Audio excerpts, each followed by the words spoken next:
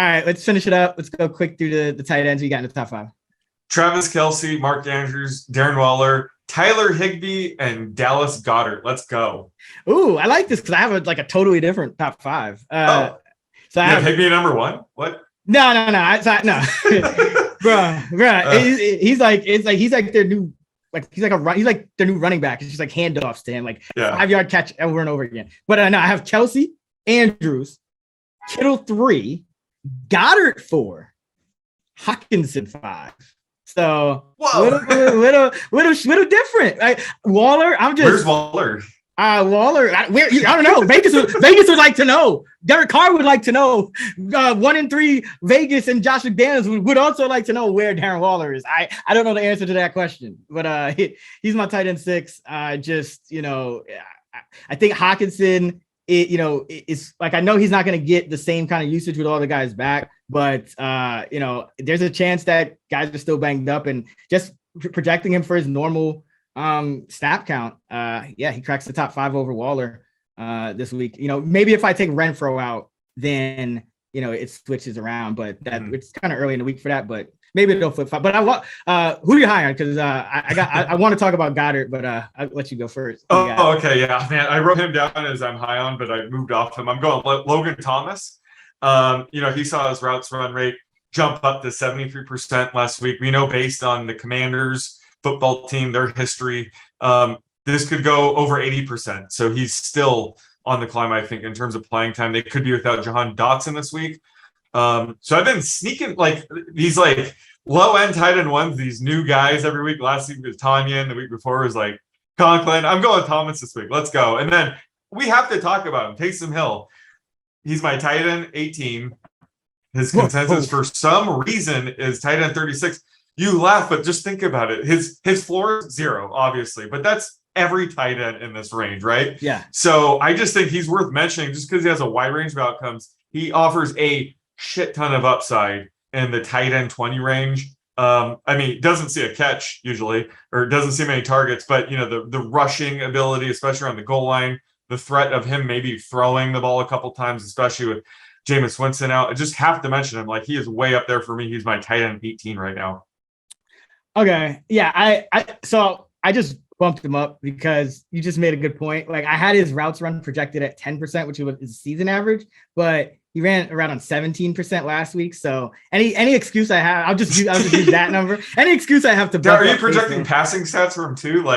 Yeah. I do all that. I got him 4.7 carries and 0.5 catches. So 5.2 touches just on scrimmage stuff. And I like him. I like him as well. Juwan Johnson, though, has to be one of the surprises of the year in terms of up there at Curtis Samuel, in terms of guys that are just completely obliterating the usage we thought that they were going to get. I like that Taysom Hill call. I think that's especially in DFS, that's always a guy in that range for sure. Yeah. I gotta go with Dallas Goedert, man. I gotta show him some love. Your boy, man. I'm surprised you didn't stay on him, but I'm just permanently high on him. What are you talking about? He ran a route on 100% of the dropbacks last week, which for a tight end is pretty much unheard of. Elite, you could say. It's elite. Yeah, it's unheard, because usually you're gonna pass block or chip or something at least once, or just there's gonna be a screen where you don't run a route and you're just blocking. But no, ran around 100% of the dropbacks. The only game where his routes run went down, he left the game due to injury. And all the other games, he's averaging about over 90% routes run. So I have him conservatively about 87.5, and I still have him as a tight end 4. Arizona defense, 30th in DVOA against tight end. Arizona defense, second most receptions per game to tight end, 7.0. Second most yards per game to tight ends, 85, and tied for the third most touchdowns per game to tight ends at 0.75. So I have a nice, smooth 4 for 50 line for Goddard with just over 0.3 touchdowns. This is Goddard versus Zach Ertz, baby. Let's go. Yeah. Ertz is, I think Ertz is my tight end 7 or 8. He's in that Waller range. I had to wait 3 years to finally get a Goddard 100% routes run game. We finally got it. Sexy. It looks so good on my spreadsheet. It's I have it I have a color formatted. Yeah, so it's nice and green. It's nice and green. Blue. Yeah, the blue. Nice. Same thing. All right, who you on? So let's just go with Albert O. Let's get this out of the way. He's like my tight end 50 or something like that. Obviously, by now, everybody knows you shouldn't play him. I get it. But he played one snap last week. One snap. It is the Eric Saubert show. But I want to bring him up because I think there's a guy that we need to have our eye on right now, and that's Greg Dulcich. He should be returning in 1 to 2 weeks.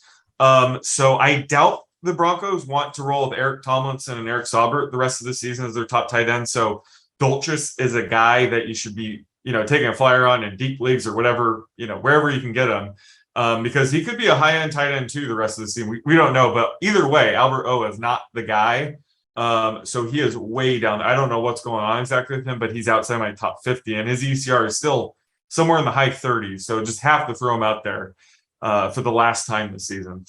Yeah, it's like cheating almost. It's like I haven't projected for like 1 reception, and that's being generous. Like that's what worries me about Melvin Gordon though, is because like this Hackett doghouse, man. Like I don't know, I don't want any part of this Hackett doghouse. But I thought that was more interesting than talking about like Hayden Hurst and his growing. Why I'm 3 slots down. I'm 35 slots lower than Albert O. Consensus, I got a more reasonable one that may actually help people with their fantasy. Hey, Greg Dulcich, that was my advice there. Like, I have to find a silver lining. Greg Dulcich is like the Richie James of Broncos tight end. It's like careful. You think that he's gonna have a good game, and then he runs like 50%. Oh yeah. By the way, I wish I had a white flag. I am raising the white flag and trying to. Told you. Like do anything with Giants receivers at this point. I told you. Like it's like James was like 3rd in routes run last week with Shepard out. It's like it makes no sense. Another one of my props. Don't try. That easily won the next week. By the way. By the way, I would just like to on behalf of all the Ravens fans, I would just like to say thanks for jinxing Rashad Bateman, who had like 3 drops after you took it. I was like, this is the one prop you're not gonna hit, and of course you hit it with you got 3 drops, and then like was out on got hurt, and then like missed the key play. Well, his ADOT went from like 20 to 2, so that that's one of those things where they pulled the fast one on me, but I kind of got lucky and kind of not like. Anyway, we're off the rails in the tight end. Yeah. So Pat Fryermuth, I'm actually so he had a great game last. Yeah, exactly. He had a great game last week, but I learned my lesson. One of my biggest mistakes of the year was I had Travis Kelce tight end 1 all week. Then I was like, you know what? Like the Bucks have all these linebackers and safeties that are good. Like I'm gonna like keep Andrews there and like put Andrews back at tight end 1. And then I remembered, and then like the game happened, and then I was like, oh my God, yeah, like Buffalo. They even with all these injuries, they're still just playing lights out against tight ends. Buffalo is number 1 in DVOA against tight ends. They allowed 39 yards on 11 targets to Tyler Higbee. So about 3.3 or whatever yards per target, 3.4, and then 15 yards on 5 targets to Mark Andrews. To all tight ends, they're allowing a 50% catch rate, 4.3 yards per target. So I know Fryermuth had a big game. I know we're all excited about Pickett, but I think this is going to be a matchup where he's going to look to exploit some of those, some of that inexperience at the corner positions for Buffalo. I don't think he's going to want, because you still got Poyer back there, and we saw what he was doing. And you still got Milano, who's a great, the Buffalo coverage linebackers are great. You still got one good safety there. So I think it's a good time to kind of like jump off Fryermuth for a week. So it's not crazy. I have him tight end 11. He's tight end 8, but in a 10-team league, I would look to start a guy like Gerald Everett, maybe even Njoku in a 12-team league over him. He's on that fringe this week for me. Oh, Gerald Everett? Even if McKeenan Allen and Donald Parham, if he ever joins the 2022 season, you would still rank Everett ahead of him?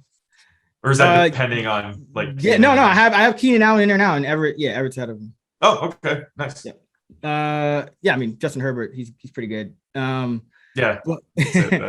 I don't expect any real change in Everett's usage. I think it's because McKinney's been running around 31% of the dropback. So I just think Parham just gets most of that. I don't think he really cuts into Everett too much. But prop. All right, we gotta go. Right. Yeah, we gotta go back to the Falcons because everyone's talking about Kyle Pitts. It's like the second time this year, but we gotta go Kyle Pitts here. It seemed like last time everyone was on Arthur Smith for not involving him. He came through with a big game the next week, but he's down to my tight end 9. So I'm curious as to what you're doing with his yardage. I'm going to give you a line of 52.5. Under. And I was a couple weeks ago. Remember, he was outside my top 5. I was like, I don't like what I'm seeing. His target rate has been elite, though, when he's on the field. The problem is he hasn't been on the field running routes. And like I said, we're both finally we're low on Marcus Mariota. So I have Mariota throwing for 190 yards or something like that. So a bit lower, unfortunately. Love the talent, but I got Pitts around 48. That's his average. So his median for me has got to be 44.5.